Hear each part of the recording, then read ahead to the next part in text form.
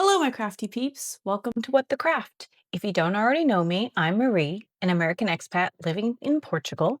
I'm addicted to crafting, and these are my quick weekly updates. This week started out as a complete fucking disaster. Everything I touched, basically, I ruined. It started out that I was avoiding changing the threads in my serger.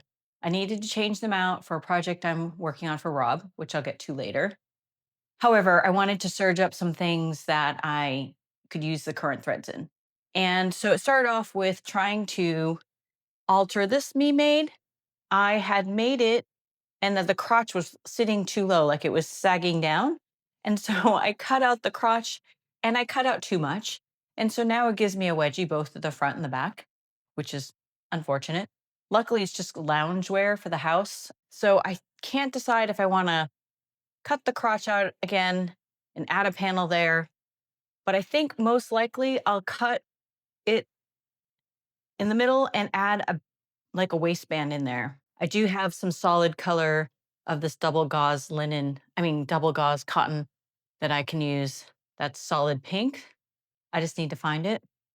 And then the other thing that I totally messed up was these shorts that I had made for myself last year was starting to pull funny in the pocket. Well, they were starting to pull funny in the pocket before, but the pockets are starting to rip because there's too much tension there.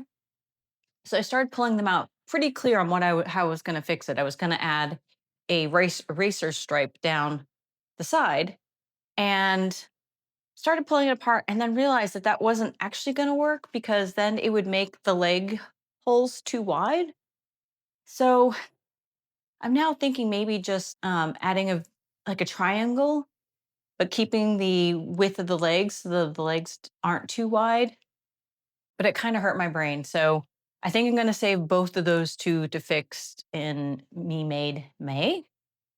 The other thing that I did happen to alter appropriately was the Sofa Yellow Endo top that I made. And I ended up just shortening it by about an inch and a half, 2 inches, just because it was a little too long and it was restricting my movement when I was actually working out. The third thing that I totally messed up, which I kind of think was not actually my fault, but the cabana rama that I started working on, it's not even half done, but I had put it down to work on a project for a friend of mine.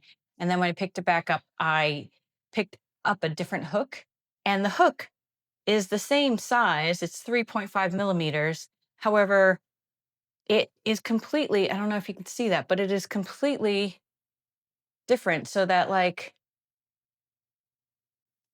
the flowers I was doing with the blue ones, blue hook was like much bigger than the ones I was doing with the pink hook. So I had to frog those. It was almost like a centimeter bigger. But then I did finally change the serger threads so that I could work on Rob's project. I'm trying to toile up a hoodie for him. The hoodie that I was going to make him ended up costing me about 90 euros and all the fabric and zippers and all the other stuff, even before the pattern. So I wanted to toile it up before I'm making the final version. And he had also wanted elbow pads. So I wanted to make sure I could figure out how to test how to do that. And it's a little wonky. Still not sure how I will do that on the final garment. And the placement was too low. It's almost like it's almost around here. So it was good that I toiled it up. Hopefully I'll finish it this week. I'm not going to put a zipper in it. That pattern is this one by Simplicity.